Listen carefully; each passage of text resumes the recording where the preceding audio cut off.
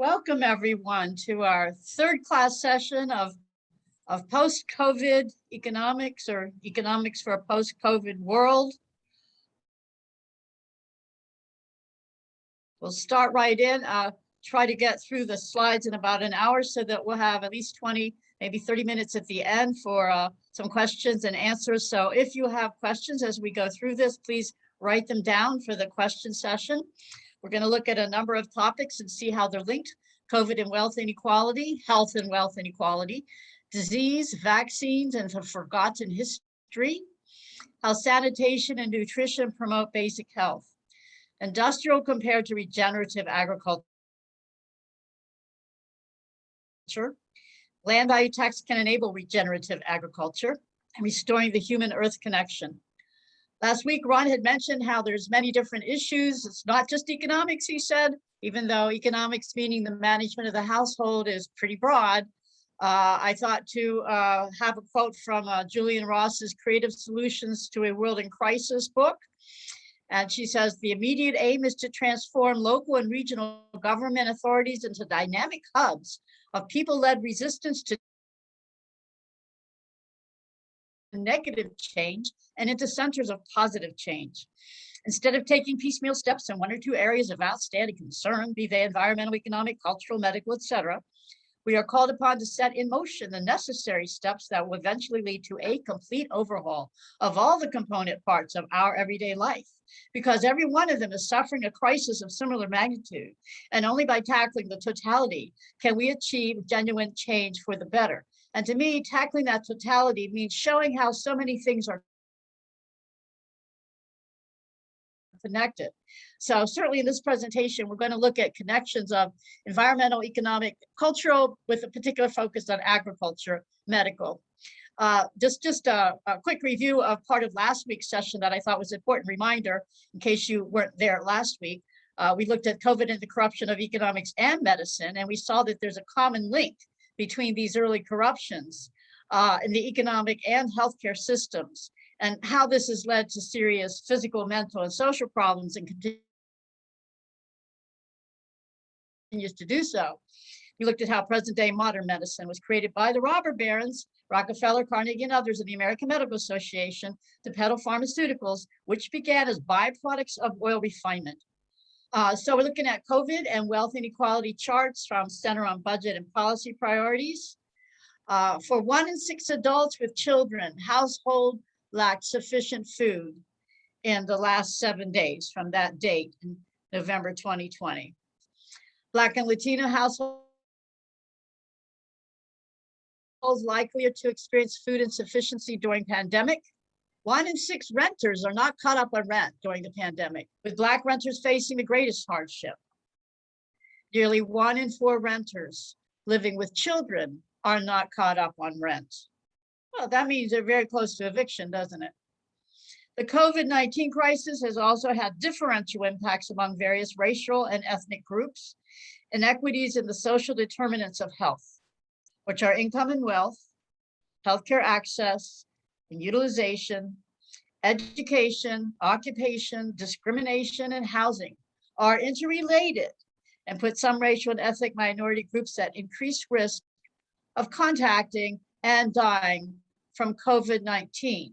So we're looking at health, general immunity, strength of health, and infectious disease, COVID-19, and these inequities and social determinants of health. The updraft of wealth to the billionaire class is disturbing at a time when millions face eviction, destitution, and loss. And Chuck Collins of the Institute for Policy Studies, he's co-author of Billionaire Bonanza 2020, which looked at pandemic profit sharing and billionaire wealth. Billionaires are extracting wealth at a time when essential workers are pushed into the viral line of fire. I think we're aware of this.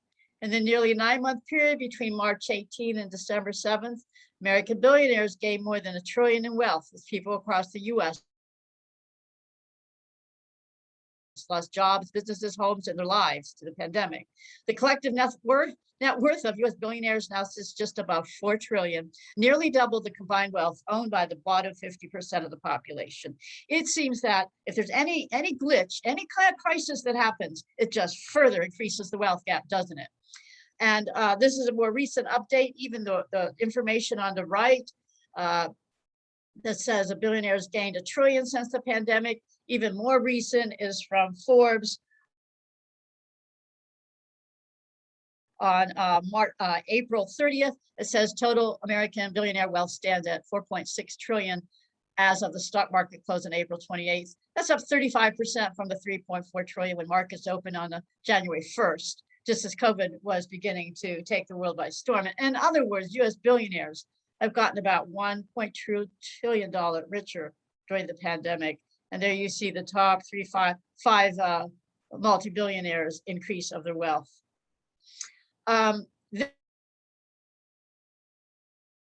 This is a very important and powerful book. It's called Dissolving Illusions. And the theme is disease, vaccines, and the forgotten history. Not too long ago, lethal infections were feared in the Western world. Since that time, many countries have undergone a transformation from disease cesspools to much safer, healthier habitats. Starting in the mid-1800s, there was a steady drop in deaths from all infectious diseases, decreasing to relatively minor levels by the early 1900s. The history of that transformation involves famine, poverty, filth, lost cures, eugenicist doctrine, individual freedoms versus state might, protests and arrests over vaccine refusal, and a pithy, substantial book of over 500 pages. And before going into some of the charts in the book, I want to make sure you're all aware of this dialogue or dialectic or comparison between the germ theory and the terrain theory. Germ theory, vaccinate the fish. Terrain theory, clean the tank. Germ theory, we all know this, Louis Pasteur, it was proven that germs cause disease. We've become obsessed with this theory over time, and perhaps more now than ever before. When viruses were seen with electron microscopes, this proved that there were viruses. So viruses can be added to the germ theory. But you might ask the question, why did the guy working next to me get sick and I didn't? The germ theory does not address this question. It just says germs cause disease. I, meaning the author, Dr. Spearman, I am not disputing that germs cause disease, but I want to point out that there's another way to look at the subject of disease, and this can be covered by the broad concept called terrain theory. And this was put forth Antoine Béchamp along the same time as Louis Pasteur. He said the most serious disorders may be provoked by the injection of living organisms into the blood, into a medium not intended for them. So right now you can see the vax, no vax, terrain, germ theory dynamic. So he said the healthy tissue is immune to germ infection. Terrain theory can be traced to him, the arrival of Pasteur. Modern medicine followed the germ theory, has had great success treating disease by considering microorganisms as enemies of life. But Béchamp said that disease would not develop in a truly healthy environment, and that it could only evolve in an unhealthy organism. He has been thought of as a crank, except by the natural foods people. But in the past 10 or 15 years, what is called the microbiome has been extensively studied, and it has shown that changing the microbiome and the gastrointestinal tract of the body can change health. This is now an evolving study early in its development. The change of a person's microbiome is a way of changing his physical terrain. And we would say in terms of macroeconomics, the change in the macroeconomic structure of land, labor, and capital, making for a fair distribution of wealth, will also lead to a healthier society on many dimensions. So back to dissolving illusions, disease, vaccines, and the forgotten history. Today, we're told that medical interventions increased our lifespan and single-handedly prevented masses of deaths. But is this really true? Dissolving Illusions details facts and figures from long overlooked medical journals, books, newspapers, other sources, using myth-shattering graphs. This book shows that vaccines, antibiotics, and other medical interventions are not responsible for the increase in lifespan and the decline in mortality from infectious diseases. If the medical profession could systematically misinterpret and ignore key historical information, the question must be asked, what else is ignored and misinterpreted today? Perhaps the best reason to know our history is so that the worst parts are never repeated. So you're going to find that this narrative is quite shocking and surprising, but it is very, very, very well researched. All of this information and the charts that they put together are backed on absolute months and months and months of research and evidence. So they found there was no correlation between smallpox and smallpox vaccination. So the blue is the registered vaccinations. It got very high. It was at one point almost 100% of the population. Smallpox is the gray line. So we saw the smallpox vaccine was made compulsory in 1853. And then it was a more stringent mandate in 1867. You see those lines. But after it was a stringent mandatory mandate for the vaccine, these incidence of smallpox actually rose steeply. But then even when the vaccinations became very limited, we still saw this drop in smallpox over the next, 30 years. So what's causing this? But this book reads like current events. So there was an anti-vaccination movement that grew in Victorian England.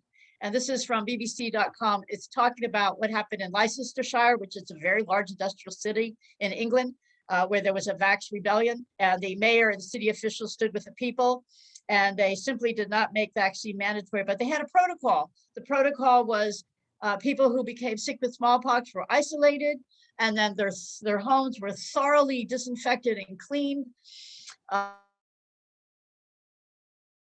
Any contact with people they'd had were also isolated for a period, and they emphasized clean water and good food. And their smallpox rate dropped significantly with these interventions. Fast forward to November 1919 in Canada.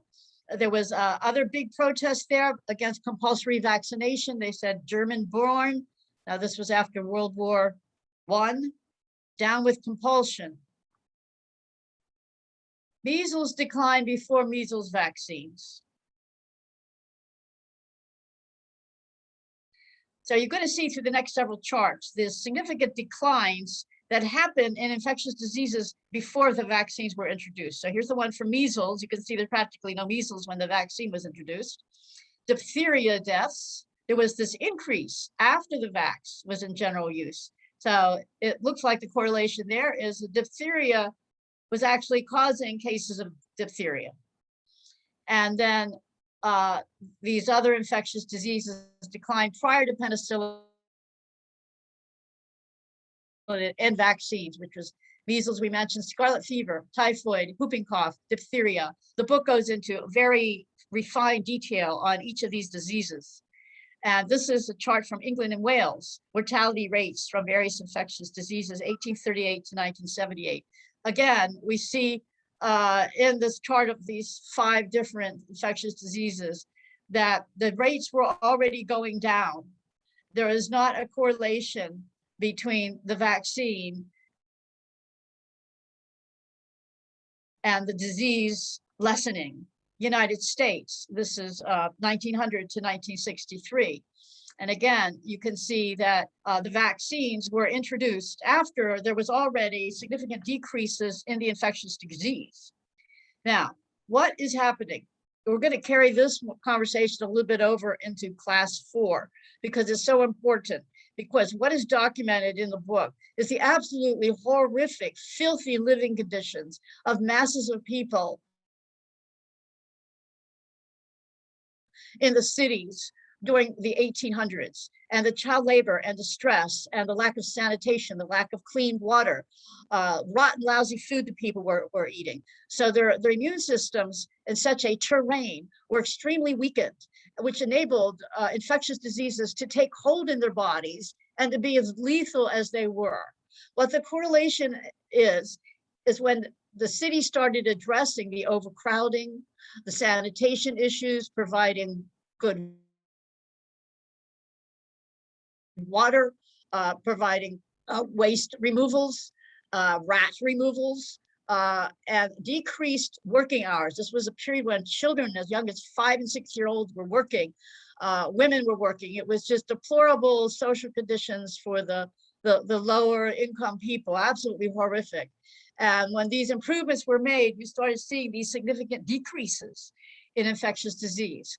This speaks to the terrain theory of disease, to Bachan's theory. Now, I'm going to fast forward a little bit. We've already mentioned the correlation with good food, good water. This is common sense kind of thing. We know this. We know that these improved sanitary conditions improve health. So the book really shows exactly how, the details of how that worked. But now in our time, we're dealing with what's happened with our industrial agriculture. So we're going to compare industrial agriculture, and we're going to look at the worst components of it. And then we're going to look at regenerative agriculture. You've all heard of glyphosate, I do believe. Glyphosate's a really big issue. It's Monsanto's biggest product. It is an assault on the human microbiome, the microbes in the gut via the shikimate pathway, which has been very clearly studied by knowledgeable doctors, how glyphosate is destroying the gut wall, and that's causing leakage of toxins into the human body, which is causing a lot of diseases. So this glyphosate is absolutely everywhere. High fructose corn, it works with the GMO, genetically modified crops that were developed as industrial agriculture. So high fructose GMO corn syrup, throw it away if you have it. It's very destructive. GMO canola oil. Now look at the potatoes desiccated with herbicides, wheat desiccated with Roundup. There's GMO soy protein filler in the burgers. The cows are fed GMO corn and soy, which because it's GMO, it also has glyphosate in it. It's getting into the human systems through the food we eat and the air we breathe. So we're going to look at how toxic it is. Chronically ill humans have higher levels of glyphosate in urine than healthy humans. Full Roundup formula is 1,000 times more toxic to human cells than glyphosate alone. My neighbors have been spraying glyphosate. They just spray it like it's no problem. They spray it like they used to spray DDT everywhere. And I try to educate them not to use it. Glyphosate is linked to chronic fatal kidney disease in Sri Lanka farmers. It accumulates in Roundup Ready soybeans. It's linked to non-Hodgkin's lymphoma, to male infertility, causes toxic damage in rat brains, increased birth defects in pigs, toxic to earthworms, leads to honeybee starvation. Now, these are all highly documented, but there's a lot of more documentation how it affects human health. Dangerous to human health, it should be banned like DDT. It's an endocrine disruptor, causes birth defects and tumors. It binds needed metals in the body and removes them. It's an antibiotic killing. It kills beneficial gut bacteria in the human microbiome. Has a possible link to autism. Some would say it's a strong link, that when autism sharply increased was when the use of glyphosate sharply increased. It's linked to cancer and other illnesses. It damages cellular DNA. Monsanto, based out of Creve Coeur, Missouri, it's a multinational agricultural biotech corporation. World's leading producer of glyphosate, marketed as Roundup. Also leading producer of GMO, genetically modified seeds. Sells 90% of the US GE seeds. It was founded in St. Louis in 1901 by John Francis Queenie, 13-year veteran of the pharmaceutical industry. Funded the startup with his own money and capital from a soft drink distributor, gave the company his wife's maiden name. For the next few decades, it produced chemical products, made it a top chemical company. 1940s, it produced herbicides, DDT, and Agent Orange, used in Vietnam as a defoliant, highly carcinogenic. Produced artificial sweetener aspartame, NutraSweet, and bovine growth hormone, PCBs, Also in this decade, Monsanto operated the Dayton Project and later Mound Laboratories in Miami Springs, Ohio, for the Manhattan Project, the development of the first nuclear weapons, and after 1947, the Atomic Energy Commission. Is this the kind of company you want producing your food supply? Think about it. They've created some of the most toxic substances known to the world. Okay, repeated the same information. In 1982, Monsanto scientists were the first to genetically modify a plant cell. 5 years later, they conducted the first field tests of GE crops. It allowed them to make a transition from chemical giant to biotech giant. By this time, it had gotten patents for their genetically engineered seeds, which then allowed them to swing into high gear.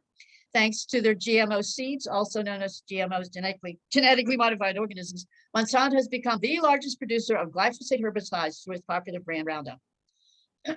One of the reasons the seed products are genetically modified is to make them immune to Monsanto's Roundup herbicide. So those two work together always. Yet this new herbicide has been shown to cause liver and kidney toxicity. So in response to questions about the GMOs they're producing, Monsanto said Monsanto should not have to vouchsafe the safety of biotech food. Our interest is in selling as much of it as possible. Assuring its safety is the FDA's job. The problem with the statement is that Monsanto has a very cozy relationship with the Food and Drug Agency, our federal FDA. So there have been all these lawsuits you might be hearing about filed against Monsanto. Many lawsuits because of people sick and dying. Cancer is thousands of lawsuits have come up. So when Bayer bought Monsanto very recently, those cancer cases, they lost some cancer cases with a $2 billion verdict. So they were losing money. So what they did was they confirmed that they were going to end the sale of glyphosate-based herbicides, but only for U.S. lawn and garden market. Why? As starting in 2023, they'll no longer sell glyphosate, but only for lawn and garden because of these litigations against cancer cases. Now, here's the reason. As the vast majority of claims in the litigation come from lawn and garden market users, this action largely eliminates the primary source of future claims beyond an assumed latency period. There will be no change in the availability of the company's glyphosate formulations in the US professional and agricultural markets. Okay, because so many people use glyphosate on their lawn and gardens were getting sick, cancers and so on, a lot of litigation. So rather than say, okay, we're going to stop its production, they're just going to do a profit decision. They're going to keep it in our corporate GMO agriculture. So what's going to change? Not a whole lot. So Sustainable Pulse and Detox Project Director Henry Rollins commented on this announcement. He says, it's a great victory in a small battle for the removal of glyphosate from the lawn and garden market. However, this is just part of a much larger war. We must all remember that this will not stop glyphosate being sprayed in parks, schools, on our food crops, in ever greater amounts across the US and the world. It's time to phase the chemical out globally and to replace it with safe alternatives. So there's a big corporate farm field, monocropping, and liberally, we could assume spraying the glyphosate. Now, what's so troubling is that they've been spraying this on to kill wheat and other crops before they harvest it, desiccate it. You actually spray on a poison to take the water, to dry up, to take the water out of the crop, to dry up the crop, to make it easier to harvest. A little bit more profit when the crop is easier to harvest. But you got the glyphosate embedded in your wheat. And that's why many of us can no longer eat wheat because we're sensitive to the glyphosate. And the glyphosate, if you're eating regular wheat and you're not going gluten-free, you might be contributing to a lot of health problems because the health problems come out in many, many ways. So you got the glyphosate in the crops, you've got the rain and the water runoff, glyphosate in the water, in the drinking water, and you got kidney failure and other forms of health problems. It's also risking the health of not just people, but the pollinators and our planet as a whole, therefore. Bees are disappearing and toxic pesticides are a key culprit. A quarter of all known bee species have not been seen in the wild since the 1990s. We have to rein in Bayer, Monsanto, and other bee-killing pesticide makers before we lose bees and other wild pollinators forever. Here's my absolute favorite doctor, philosopher on earth, Dr. Zach Bush. Anything that you can go to, here's one of his lectures. He's got many, many online now. Anyone that you listen, I know you would get a lot out of. So, and this one, he shows graphs that demonstrate the correlated rise in the use of glyphosate with the rise in cancer cases, cancer mortality, senile dementia. In 2015 alone, 2 billion kilograms of glyphosate were used worldwide. It breaks apart the tight juncture system within the body, which is a key component to the innate immune system. Okay, the junctures, which otherwise you have this very thin cell membrane around gastrointestinal tract, and when this punches holes in it, you have leakage of toxins from the intestinal tract out into the bloodstream. So that's what it's doing to the human health. He's a well-known doctor with an in-depth knowledge of natural medicine. He has no hesitation in speaking out about some of the underlying causes of death surrounding the COVID-19 virus. Patients who die from COVID-19 have high levels of glyphosate. They live in areas where they breathe toxic air, experiencing high levels of EMF radiation. He also, by the way, he predicted that the next pandemic outbreak would be in Wuhan, China, because he saw that as an epicenter of pollution and toxicity. Okay, he also touches on something that a few people are waking up to, and that's the planetary shift of consciousness to a 5D level, and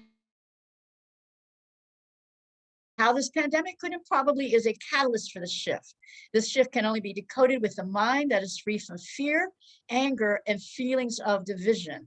Now, this is where we, in our previous session, compared Wetiko consciousness and unity consciousness.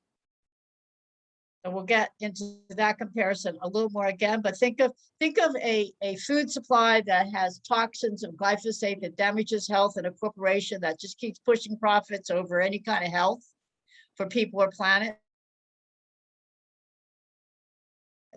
And then think of all the people who want to have a really beautiful, harmonic form of agriculture. What's the difference? The difference is in consciousness of who's out there pushing what. This is the intestinal tract showing microbes, the microbiome. This is what's really starting to emerge now, the importance of the balance of the microorganisms in the intestinal tract and what kind of microorganisms there are there is absolutely essential to human health. You can diagnose health based on the microbiome. And interestingly enough, you can also look at the health of a plant in terms of the health of the microorganisms in the soil. So think of your gut microbiome as the soil of your body, the soil where there's a lot of energy exchange happening with microorganisms. In part because of shikimate pathway disruption, our gut bacteria are harmed by glyphosate, as evidenced by the fact that it has been patented as an antimicrobial agent. It kills the microbes. It kills the healthy microbes, the bad microbes. It eliminates the balance of microbes. Glyphosate harms the bacteria and fungus in the soil and in our intestines, leaving the soil and our bodies lacking in bioavailable nutrients. This creates a perceived need for fertilizers for the soil and supplements for the human body. So this is a pretty clear correlation with the use of glyphosate on corn and soy, how the increase of glyphosate is correlated to the increase in autism, 1991 till 2010. And this correlation has been ongoing. I think there's been a number of studies that are trying to get people to pay attention to this correlation. We have an autism epidemic like never before. It was such a rare disease, and now it's at moving towards 1 out of 35 children with autism. Illnesses that have increased with the use of glyphosate include, but are not limited to, Lyme disease, autism, ALS, chronic fatigue syndrome, dementia, Alzheimer's, anxiety, mood disorders, insomnia, obesity, cancer, tooth decay, and mitochondrial disease. It's making us sick, folks. It's rolling, causing chronic illness. It's generally accepted that the farming land in the US is becoming increasingly more mineral deficient. This idea is used to justify the need for taking supplements daily. But humans are not deficient in supplements. We are becoming deficient in plant-based nutrition. By understanding what's causing these mineral deficiencies, we're able to make dietary adjustments and lifestyle changes where all we need is whole foods, exercise, rest, and sunshine to live a full life full of vitality. And this is exactly what Suzanne Humphreys and Roman Bistrans discovered in looking at the situation in the 1800s that we looked at already. They found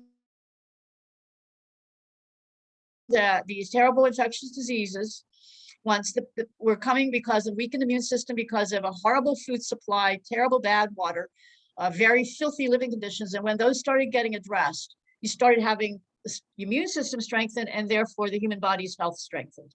Now we got to look at here what we're really up against. It's pretty clear. We're either going to go in one direction, or we're going to go in continue in the industrial ag direction, or we're going to move into a regenerative agriculture, regenerative health, regenerative society direction. So many of you have looked at this and seen these headlines that Gates is the largest farmland owner in the US, owning almost 269,000 acres in 19 states. There's all the states where he owns land. And oh no, not him again. Yes, him again. He's now used his multi-billions to fund a subsidiary of his Gates Foundation called Gates Ag One. And this sounds pretty nice. It's going to deliver, empower smallholder farmers in Africa and around the world with affordable, high-quality tools and technologies and resources needed to lift themselves out of poverty. They're going to put new investments in translational project development, whatever that means is not clear, to expand solutions available to smallholder farmers. While many challenges linked to agricultural development and climate change can be addressed with currently available approaches, other challenges require innovative solutions. With greater investment in research and a range of other critical interventions, including this buzzword, they're using a buzzword, sustainable approaches to land and water management, affordable insurance and access to markets.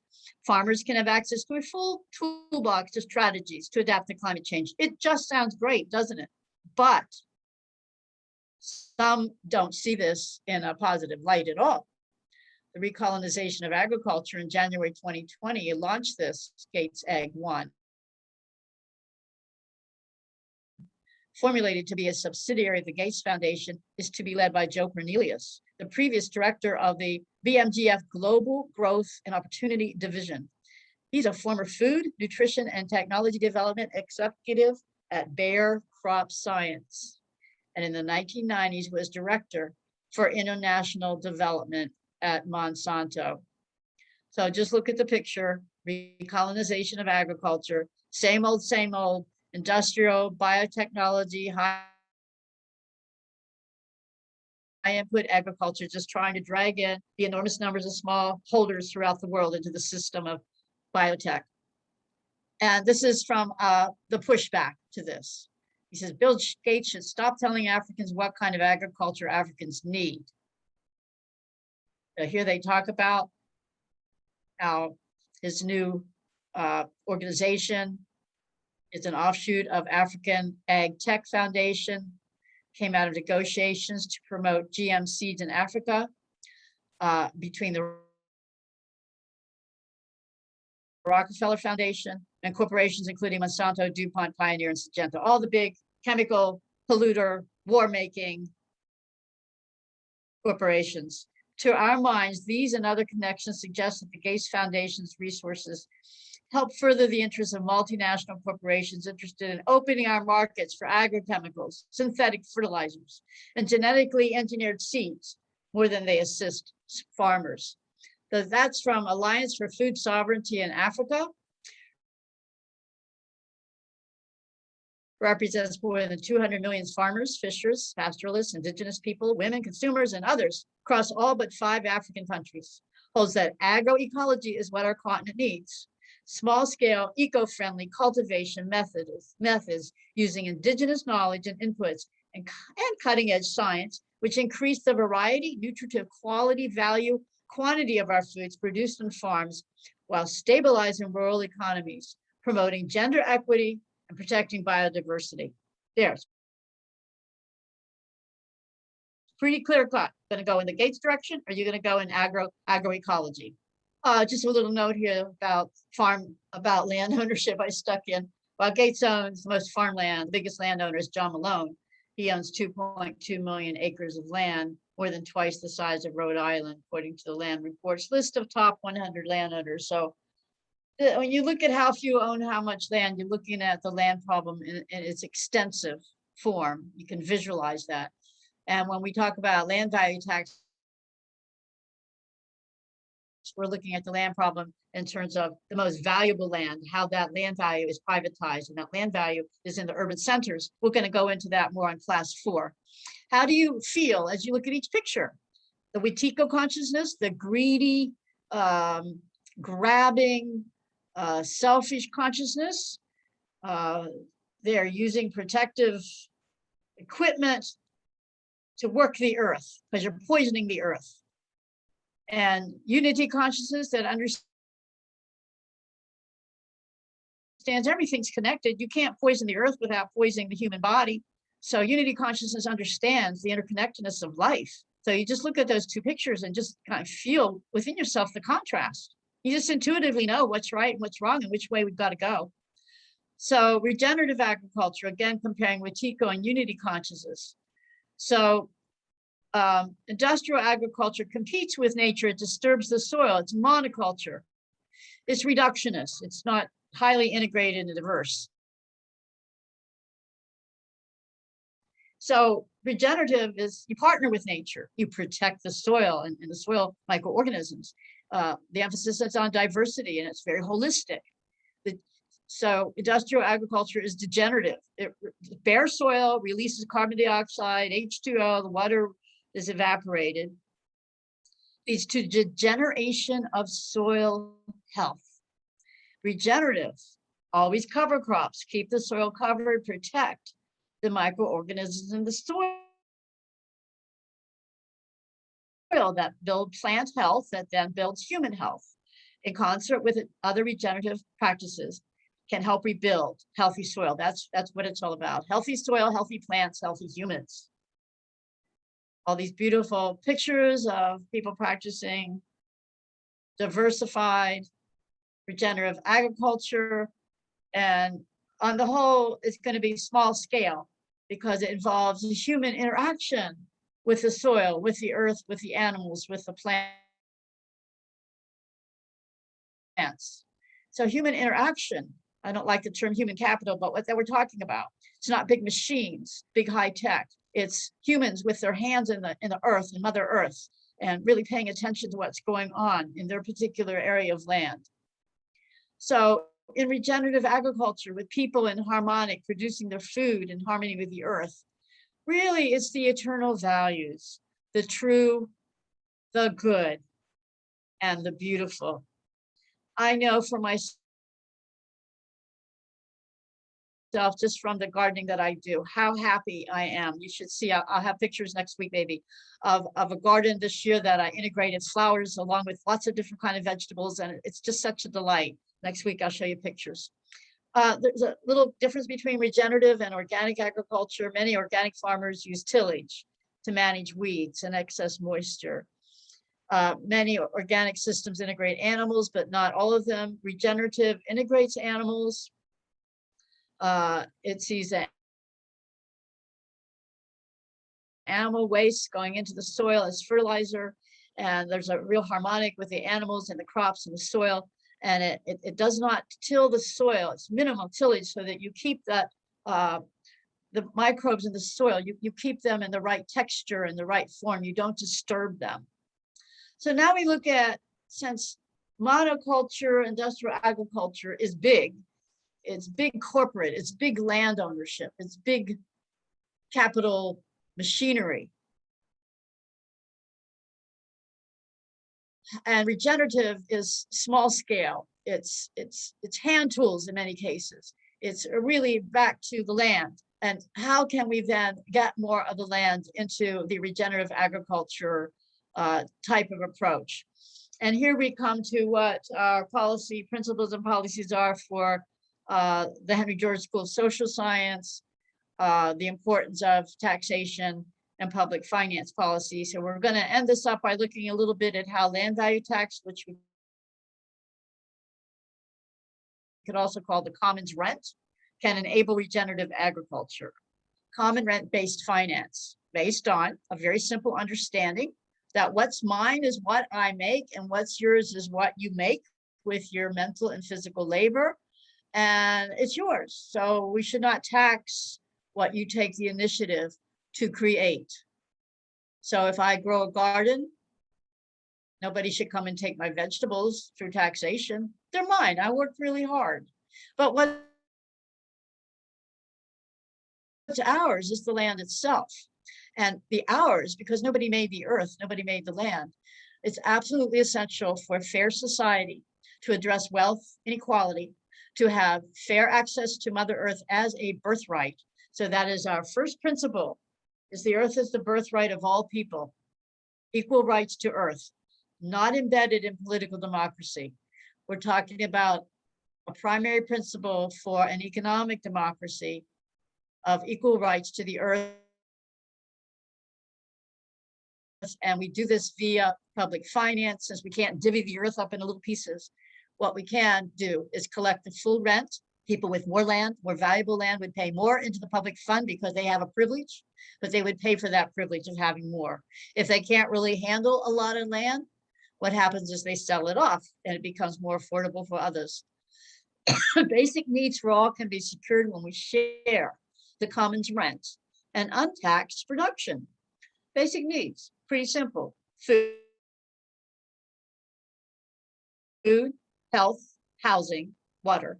One of the world's leading economists, Paul Collier, in his speech titled "Land as a Key Development Issue, Insights and Implications for the Policy and Research Agenda," the title of his opening presentation to the World Bank Land and Poverty Conference, clearly stated his view that land, commons, rent should be socialized. I was there when he gave that talk. I nearly fell off my chair. I asked a question about it later and he reinstated. He's been a key consultant to the World Bank on Africa and elsewhere, and he's exactly putting forth the policy recommendations that we work for. His book, The Bottom Billion, okay? So he says that where there's population, there's high land value. That land value should be socialized. Structured in this manner, land speculation, hoarding, and profiteering is eliminated. The economy becomes both fair and efficient, fully capable of producing the basic necessities of life for all, and generating an economic surplus. The land rent is a surplus that can be distributed as a basic income or citizen dividends. I showed a chart last time that showed, and this looks like across the board, that one third of so-called GDP, but 1/3 is rent, is what we mean by land rent or commons rent, that is now primarily privately taken, private profit in land and resources. But at about 30% of the economic base being the land rent, when we socialize that rent through commons rent, land value tax type of policies, we have more than enough. to meet the social needs for infrastructure, education, and the things that we need as a whole, libraries, lighting, and so on. So Mason Gaffney, one of the thought leaders who recently passed over, but did incredibly good work, should have won a Nobel Prize. His work on land ownership and taxation in American agriculture, key points from the study. He says rising acreages mean there are fewer farms overall, okay, means concentration of land ownership. Rising labor prices per farm mean aspiring farmers who lack prior wealth can no longer afford to acquire farms. Acreage is less equally shared among a given number of farms. The higher quality of land is moving into the bigger farms. The combination of the above factors means the agricultural ladder has been pulled up. Entry is nearly impossible for farmers lacking outside finance, meaning going into debt. Smaller farmers are being forced to sell out as large farms increase their holdings. These changes accompanied and followed a 40% drop in farm property tax rates. Actually, he found out that a higher property tax prevented land speculation, land hoarding, and the constellation of bigger and bigger farmland ownership. So to maintain smaller holders of farm, even a regular property tax is to be preferred. The data support the common impression that smaller and unincorporated farmers are better supplied with operator family labor. The study also showed as a concentration of both acreage and real estate value of ag lands proceeds, there's an increasing separation of land from capital, meaning productive capital, tools. Large farms are for the most part lands without buildings, while buildings cluster on smaller farms, many without now enough land. And furthermore, the biggest landlord holdings in dollar value were found to be 99% pure land. Additional statistics indicate the farmland values are more concentrated than farm building values. So such statistics suggest at least 3 points. First, building wealth is more equally distributed than land wealth. Second, the property tax would be more progressive if changed to a pure land tax, exempting the buildings. Third, many large farms are not being used to their potential, while capital in some small farms is under complemented with land. I had done a study, it's in my book, The Earth Belongs to Everybody, to Everyone. There's a website, it's at theiu.org. Just go to the resources in theiu.org and you'll go to, it's a free PDF of my book. And the article, Pennsylvania Farmers and the Split Rate Tax, meaning the rate is lowered on the buildings and on farm income and shifted to land value. So that was published in Land Value Tax, the Equitable and Efficient Source of Public Finance. So I'm just going to go through the key points from this, and then we'll wrap it up and open for questions. So shift to land value taxation. And this is a 50-page paper I presented to the Pennsylvania State Legislature when we were working for legislation for land value tax for the small towns. And I knew that land value tax would be not hurt small farmers. I had no idea how much it would really promote small farm agriculture, i.e. regenerative agriculture. So it would discourage land speculation. It reduces the price of land to equate with its value for production. It enables new entrants to more easily obtain land. It limits farm sizes to those of the most productive units. Big, large land holdings are not necessarily the most productive at all, we found out. It enables the reduction of taxes on the earnings and the capital. It reduces interest rates. You pay less rent if your land is more affordable. It prevents rural depopulation. It discourages urban sprawl on farmland because you actually have a more infill development. You have more compact, walkable cities with a land value tax. So you don't have that speculative sprawl out into the farmland areas with this policy. It encourages owner occupation rather than absentee ownership. Promotes more responsible use of land. Our evidence suggests that the split rate tax or land value tax policy, especially with a heavy reduction of the rate on building values, would significantly enhance incentives for the continuation and expansion of a viable, efficient and sustainable agriculture. Now, this is not just theoretical. There's a couple ending slides here on how this policy was applied 100 years ago in California irrigation districts under the Wright Act. After one California rancher owned 1 million acres of land, won full rights to the water of the Kern River, citizens organized, and actually a school teacher who was wanting to implement Henry George's tax policies, he got in the legislature and they put forward the Wright Act. It passed, and it permitted local irrigation districts to build dams and canals and other infrastructure to be funded by bonds paid off by land rent. Okay, that's a mouthful. You're going to have irrigation. You needed irrigation for this ranch land if you're going to farm it. So you had localities who were able to issue bonds, and the money from the bonds, of course, then paid for the infrastructure. The infrastructure was paid off by the increase in the land value that happened as a result of the improvement of the infrastructure. So it's very circular. You capture the increase in the land value, and you pay the system off that way. In 10 years, areas of the California Central Valley were transformed into over 7,000 small and independent farm holdings. The Wright Act was amended to mandate the total exemption of improvements from the tax base. Irrigation districts included and taxed land that was used not only for farm, for residents and commerce within townships. So you're starting to have an extension of the land value tax in the new communities that were forming because you have this land reform where you had smart farmers getting access. So they formed small towns. Steadily, the irrigation districts evolved to provide reclamation, recreation, and electric power. So these became your local governance. These actually became the local authority, set up the way we land value tax people propose it be set up. The formerly semi-arid plains of the San Joaquin Valley became the breadbasket of America, one of the most productive areas on the planet. But, the Bank of America did not like this infrastructure finance approach. They took their case to the Supreme Court. They had it eliminated.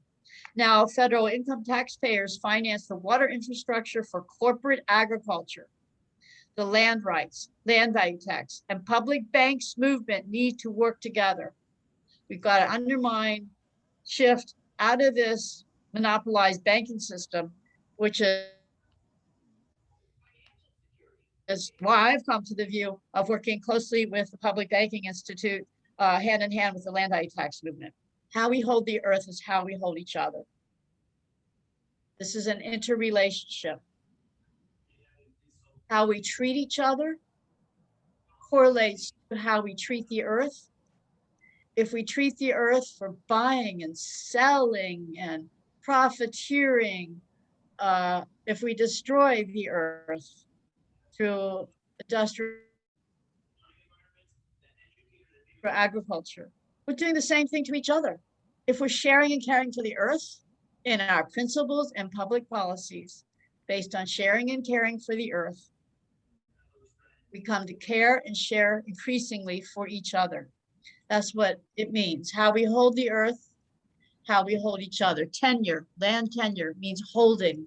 I like to think of it 10, you're using, how you use your 10 fingers with the earth and with each other. How we hold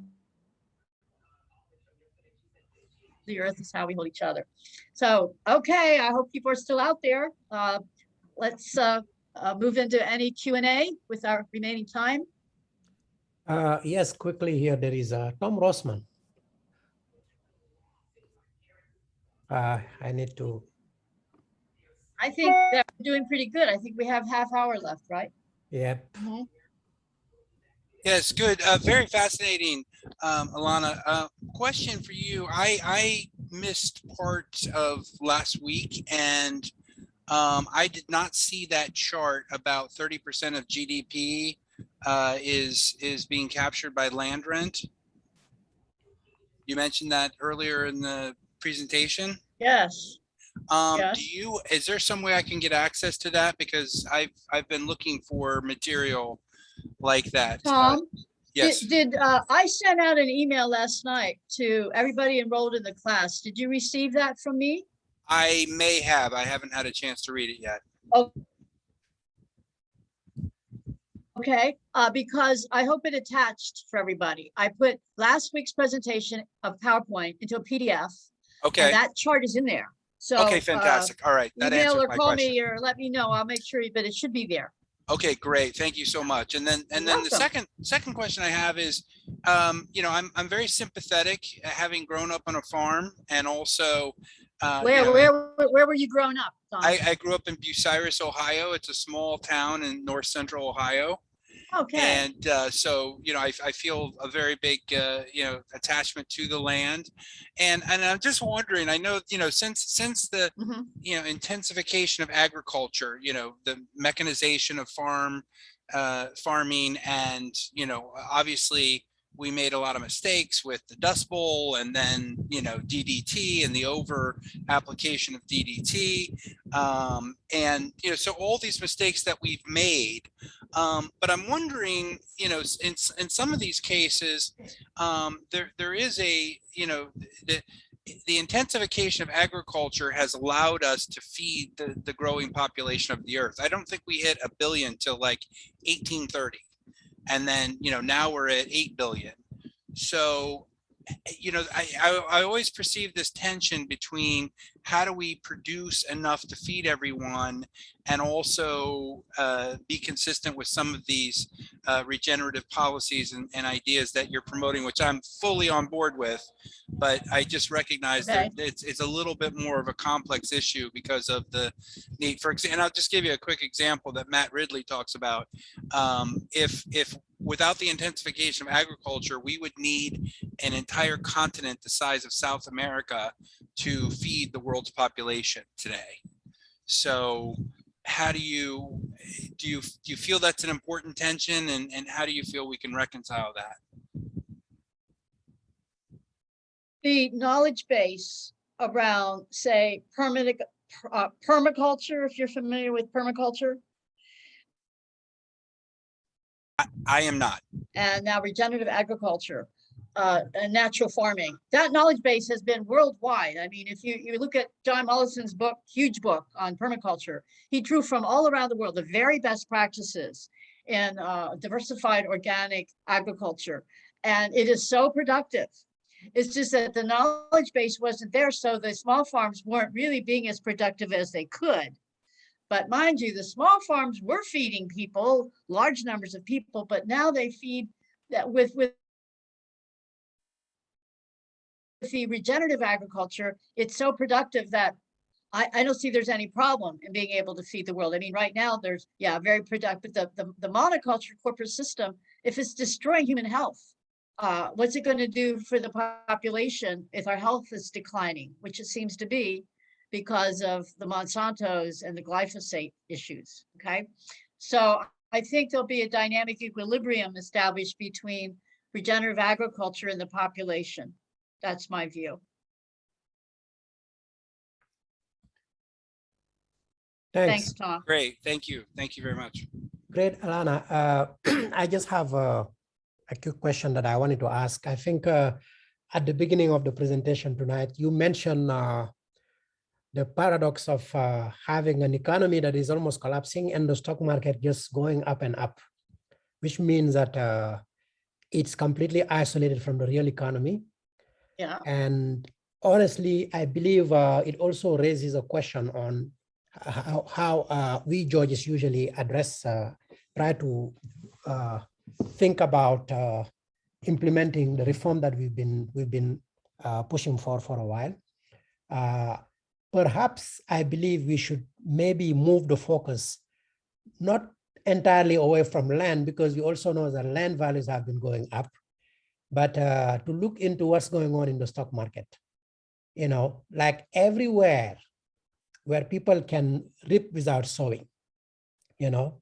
So that should be the target of what we call for, you know, in I'm sorry, what was that last point? Everywhere, what, Ibrahima, you said everywhere something. Everywhere people can basically profit without producing.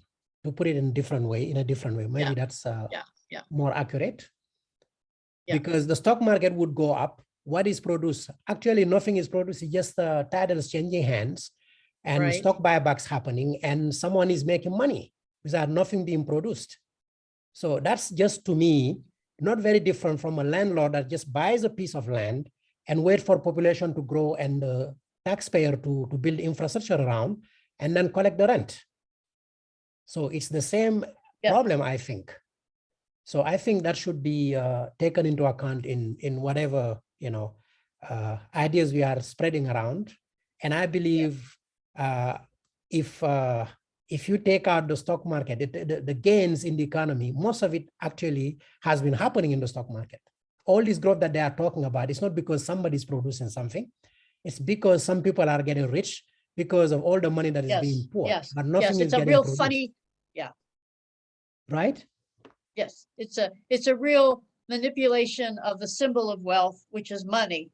And it's a rent seeking that starts with the land and resource rent seeking and now is transcended into some of a stratospheric, abstract, symbolic field, some sphere that nevertheless makes some people have real purchasing capacity. Exactly. All right. And here I think we should really get into what BlackRock is doing, one of the three biggest corporations. So BlackRock, we're learning that BlackRock is buying up the housing stock. Well, if BlackRock has endless amount of money to buy up the housing stock, it drives everybody else out of the housing market. So now not only low income, but now middle class income people can't afford housing anymore, and it will turn everybody into a renter society. And I think this matches up with World Economics Forum and Klaus Schwab and those guys calling for the Great Reset, that you will own nothing and you will be happy. So they intend to control all the wealth because that's the way they're headed already. And then we'll just be the peons and we'll do what they want us to do. And we'll be in a centralized control system, Ibrahima. So my sense is we have to strongly decentralize. Land value tax will enable us to strengthen our city and local governance. We have to have the public banks in place. And if we keep capturing that land value and circling it back to the people in that city, even if BlackRock buys up land, we will keep getting more and more money out of BlackRock's pockets, because if they're buying land, that's going to be taxed, and we're going to collect the ground rent for the people. So it's a kind of Aikido move, I think, to address the big problem that you're talking about. Now, yes, I'd love to. But here is the issue. Once you start implementing a land value tax, there will be no more opportunities for rent seeking, and therefore, someone like BlackRock is not going to look into land. Most likely, the money that they are putting in land, they will invest it into the productive part of the economy. I think that's the biggest problem that we have. If people can make money without producing anything, there is no point putting money into production. So the capital is diverted in the wrong place until you close all those rent-seeking loopholes. Well, we have Michael Schuman and his book and work, Going Local, and he calls for local stock markets, a local stock market. So again, you would be able to capitalize small businesses, local manufacture, employment. You'd be able to capitalize it locally, and those interests would stay local. You see what I mean? I just think even if we start using local currencies, that there's a way out of the BlackRock control with the commons rent and the public banks. But let's think it through some more, okay? Let's continue the conversation. It's an important one. Yeah, it looks like Yanis has a question or a comment. Go ahead, Yanis. Yes, thank you, Alanna. Very eye-opening. One aspect of Monsanto's activity that I think you should include and ties up with land grabbing is how Monsanto basically ripped off mid and small size farms by suing them for not using their genetically modified seeds. So Monsanto goes and gets some farmers to use their seed. Then as that seed gets blown away and lands on other people's farms who are not clients of Monsanto, Monsanto goes, finds that their seed is in the other farms and then sues the farmers for infringement of copyright Yes. and patents and everything. And through that insidious process, they have bankrupted many farmers, many of them who enjoy white privilege. So I'm being ironic here because we are being talked about white privilege by people who are being dispossessed. So it's quite fascinating that so that's another very insidious land grabbing technique that Monsanto uses, and they say, well, you guys steal. I mean, steal. They don't prove the stealing, but you know, you have our own intellectual property, our own seeds. So that's another aspect of Monsanto that. Oh yeah, they're really bad players in doing that, and yes, with sufficient people power, there should be a countersuit because they're polluting the organic farmers' land with their GMO seeds. Right, that's exactly what happens. But they say, well, our seed, you've been stealing our seed because our seed ends up in your land through actually natural processes. Now, one last comment I wanted to make on Ibrahima's comment about the role of finance. Finance is the #1 rent-seeking enterprise that exists in history. It's predicated on speculating on production that has not happened. So that's rent. So finance is the easiest target for land value taxation. Okay. Now, of course, one issue, and of course, the investment in technology, which of course finance is doing, is not investment in productive capital, which technology is. And if you look at the stock market, they tell you day in and day out about the earning to price ratio, which is, if it's 10, they consider it very low. The earning to price ratio being more than 1 is the price to earning ratio being more than 1 is a textbook example of rent, because you are because the productive part is the earnings, and then you are bidding way above that productive capacity of any stock company. So finance is not a capitalist enterprise, is a rent-seeking enterprise. And the sooner we realize that, we're going to figure out that land value taxation is not about agriculture. It's not about real estate. I mean, it is about real estate, of course, but finance. We're talking about commons rent, right? Unearned income. There's many forms of unearned income, and you're talking about one important form of unearned income. Can you live with that language? Exactly. No, it's rent. No, it's rent because it's rent. The finance company, the hedge fund that goes and bids up and sells like stock, like at multiples of what the underlying productive base is, they're collecting rent on I think that's what, I think that's what Ibrahima was also expressing concern about. Don't you think that it's similar to what he was saying? I agree. That's exactly what it is. There is more to rent than just land. Unearned income is rent. That's the reason why Henry George was also very hostile to monopolies. Yes. All right. Any other comments or questions?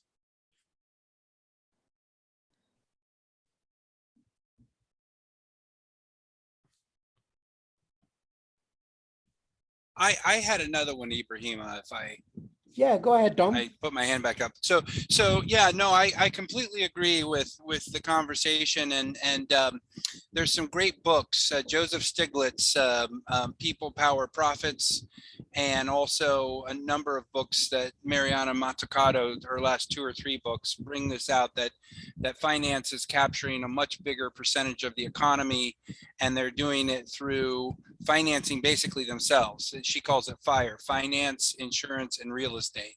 Mhm. And by virtue of the legal changes and the political influence that they have, they're able to capture massive rents throughout the economy.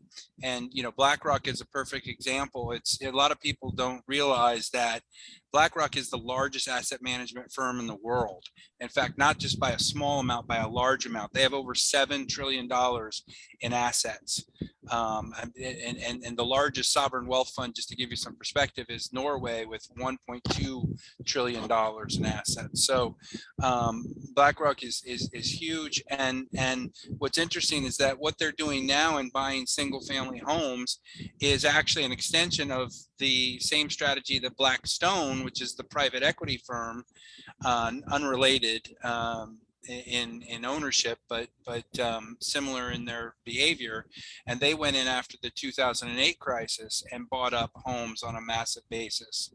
And so not only did Wall Street create the crisis, but they also profited tremendously from buying up these cheap foreclosed homes that banks were illegally foreclosing on because they didn't have the right documentation, the right procedures. And so all of this is just this big giant circular process where Wall Street creates a crisis, they profit from the crisis, and they get the government to bail them out. A lot of people also, the Fed, I mean, we don't want to get too much in detail, but the Fed's balance sheet in the early 2000s was $700 billion. Today, their balance sheet is over $8 trillion. And one of the other reasons why single family homes are so expensive and really preventing household formation and some of the very important aspects of family life for millennials is the fact that they're buying up billions of dollars every month in mortgages. So the mortgage rates are artificially low, and it's creating a tremendous opportunity for these financial companies because they have the resources, and the end result then is prices go up for real people. Mm-hmm. Mm-hmm. Thank you. Stop. Any other comments or questions? Ron.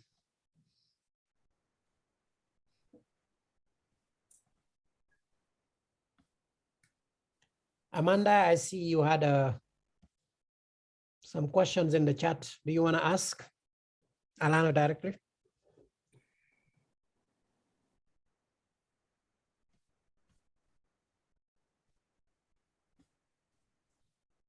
She's good, Ibrahima. Okay. Very good. Alanna. Hi, Ron. Hi there, everybody. I just wanted to expand very as briefly as I can on the idea of economic rent, how it, initially it was spotted in land. It was very obvious that nature provided advantages to some sites over others, and that those advantages were labeled economic rent. Today, we've expanded the concept of advantages of nature, so that any natural anything provided by nature that gives an advantage is going to give off rent, economic rent, to those who capture it. And again, going back to land as foundational, it was the legal system that established land as private property that secured the ability to legally capture the economic rent. Today, for example, if you look at Monsanto and seeds, for example, seeds are something that are a natural resource. They're provided by nature.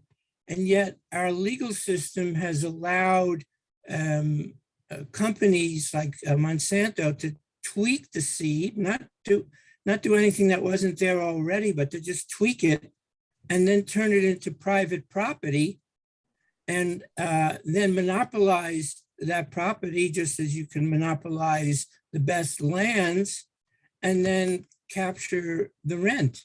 The same thing with broadband. It's same thing with anything that's a limited utility that's provided by nature. So here's where the WITICO comes in. There's people that understand these advantages and create institutions that are backed by the law and the government that backs the law so that they can capture them. And this is so diverse and spread out in the society that to try to change, a land grab here or a seed grab there, it's like, it's just going to pop up somewhere else. So the problem I see is until there's a shift from WITICO to unity consciousness, these problems are going to remain. They're just going to, they're just going to shapeshift. They're just going to change the way that the advantages of nature are captured. So I think that, a lot more attention has to be paid to what is this WITICO, what is this unity consciousness, what does it mean to individuals, societies, and how, and what does it mean to change that and make that shift? Well, that wasn't very short, I'm sorry, but there it is. No, thank you. And you reminded me that I'm gonna, next week or the last class, talk about the ancient Vedic understanding of consciousness, different types of consciousness. And they would say that our times require the unity consciousness people to create a world that works for everybody by being brave and courageous and skillful, be able to work with money and all this practical stuff like taxes better than the monopoly capitalist WITICO consciousness.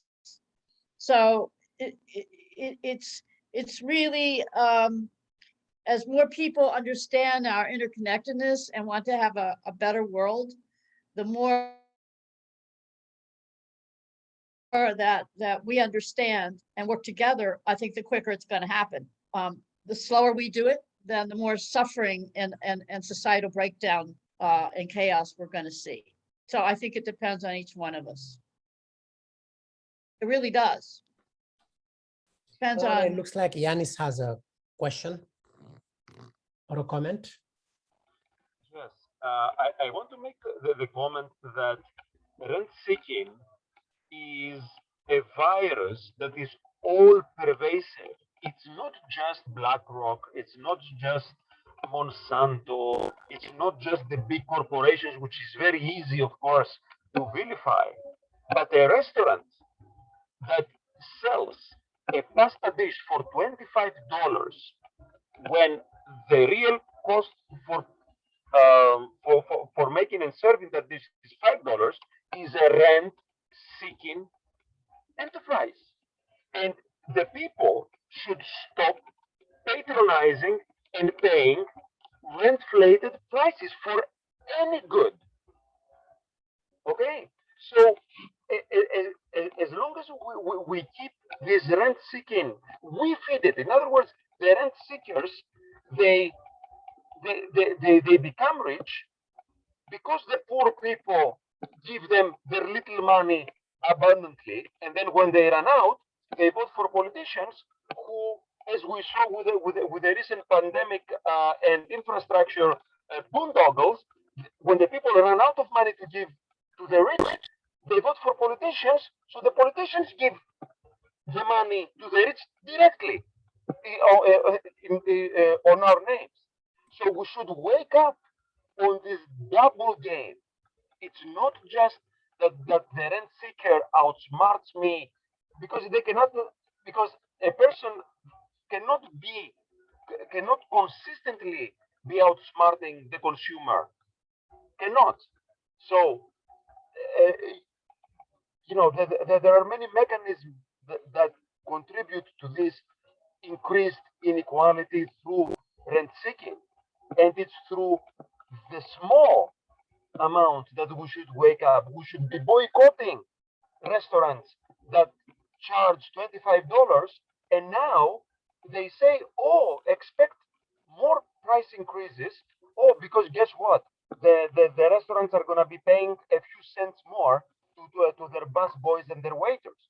And the most people that go to the restaurant, they think that the $25 that they pay go for the bus boy and the waiter and the cook, which is absolutely not the case.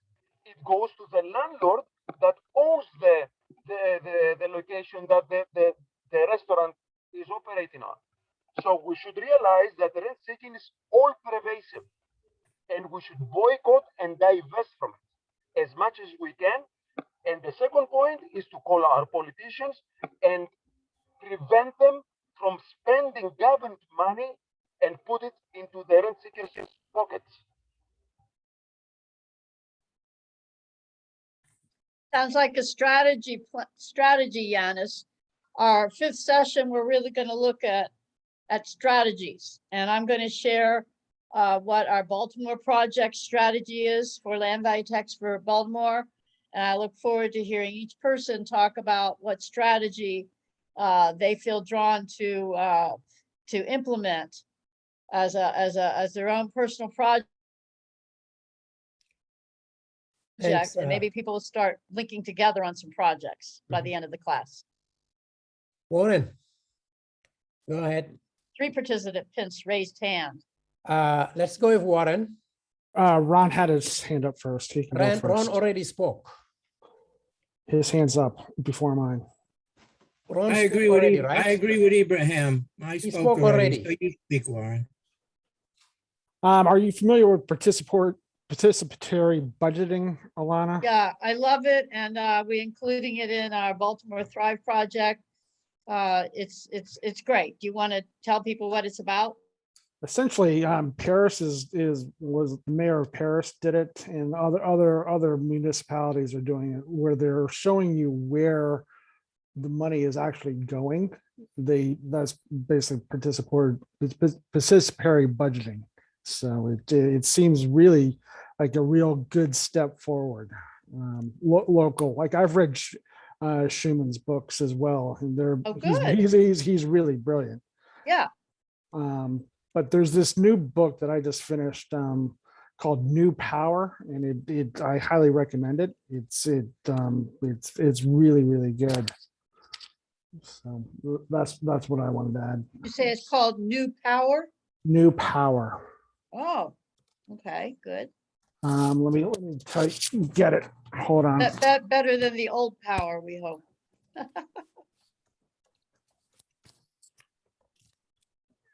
Participatory budgeting, as far as I know, it was talked about at a World Social Forum, and it started in Porto Alegre, Brazil. Right. And it's spread around the world from there. And the citizenry gets to vote on, at least in some examples, 50% of the city budget. The citizens vote on how that is spent. So it gets a lot of citizen engagement, right? Right. Yeah, it's by Jeremy Hymans and Henry Timms. One of them runs the 92nd Street Y here in the city. So it's really, really good. And it profiles Pope Francis, it profiles a lot of other people in the book, and it's very it's very interesting how you can generate change. It offers strategies to do it, so I highly recommend it. Thank you, Alanna, for the class. thank you for that book recommendation. Maybe you can get in touch with the authors and do you think it would be of value to have a conversation with them that also looks at what we're talking about? Because they probably don't talk about land and rent and taxes like we are, do they? Not really. They don't. Not really. It's all about strategies. So Yeah. and stories. Like it's really interesting, like case studies. Yeah. So, but yeah, I think one is the Same with this book I have now, Julian Rose, I mentioned in the yeah. So yep, So that's it. So like Julian Rose and Creative Solutions to a World in Crisis. It's a great little book about the power of locality, but she's clueless about how if you make all kinds of improvements in your locality, it's going to increase the land value and the land rent, and it's going to go back to the same old, same old. See what? Yeah. One of the things I that I think about a lot is we have to go back to that 70% number of this, how 70% of Americans can't afford that $1,000 emergency. Like that's a hard thing. That's a hard number to overcome. So. Well, that's what our economics. Well, even taxations, like it's taxation is real name of the game. So I mean, if you take taxes off of people's income, you increase their purchasing capacity. If you put it on the land rent, you stimulate the market for more housing, which makes for more affordable housing. And then you have demand and supply start matching in the housing market. You have a fair free market. And you got to look at how like a computer gets better and cheaper every year.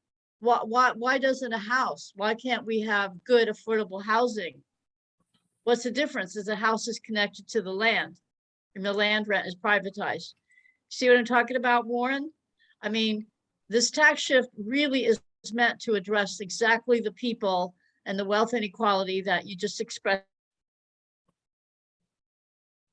concern about, that most people are just living hand to mouth. Yeah. Thanks. But yeah, go ahead. It looks like Ron want to ask a question or make some comments.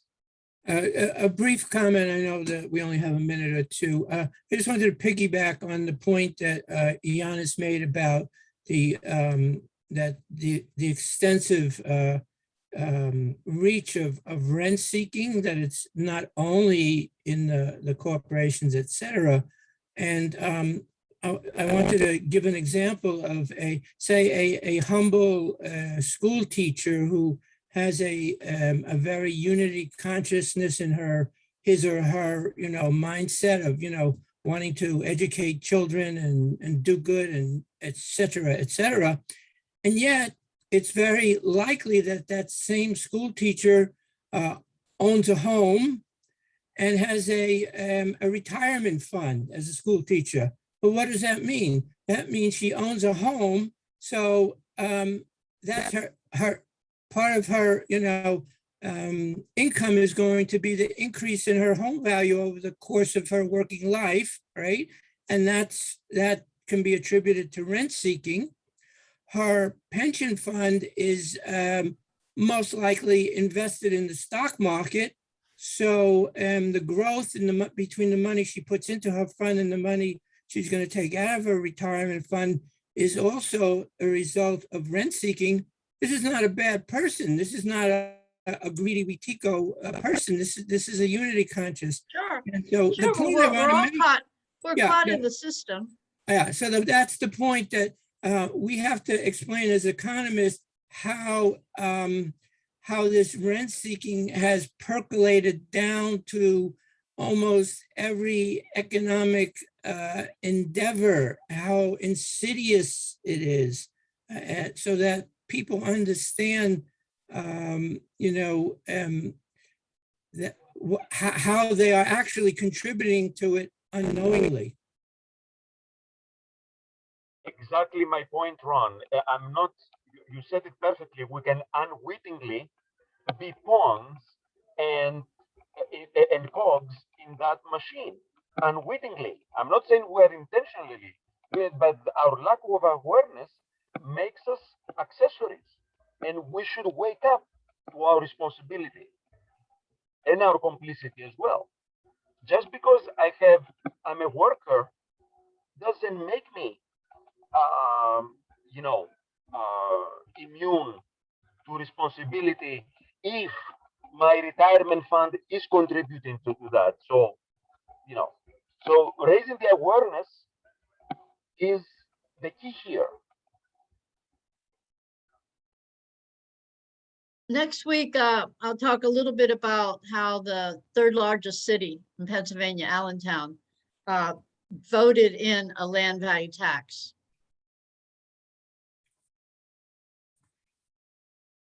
So I think it's an example of how people who understand how it works for both their personal benefit and society's benefit voted this in. They voted in the policy, which I think is an extraordinary example of what we can also do. And mind you, what we find in many places, most homeowners don't pay any more with the land value tax. It's really big landowners and those with the most valuable land or underutilized land site.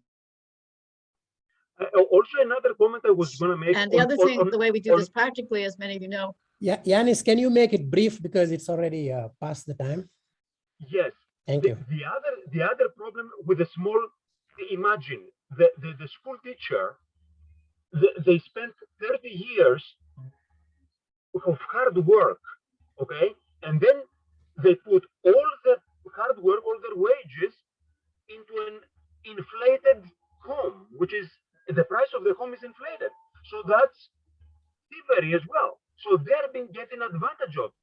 And to add insult to injury, that homeowner, okay, now is being burdened with further taxes on that property that they worked 30 years to get, to have a roof but it's over their head. It's not higher taxes on the property. We're going to go into this in the next class session 4. We're really going to look at land value tax in the urban areas and other forms of rent capture. Thank you very much. So Alanna. Ibrahim has said our time is over for this session, and I will make a PDF of this PowerPoint and send that out to everybody. And then we'll move into session 4 and we can continue this conversation. Thank you, everybody who participated in the conversation and everybody who showed up for this class. Thank you all.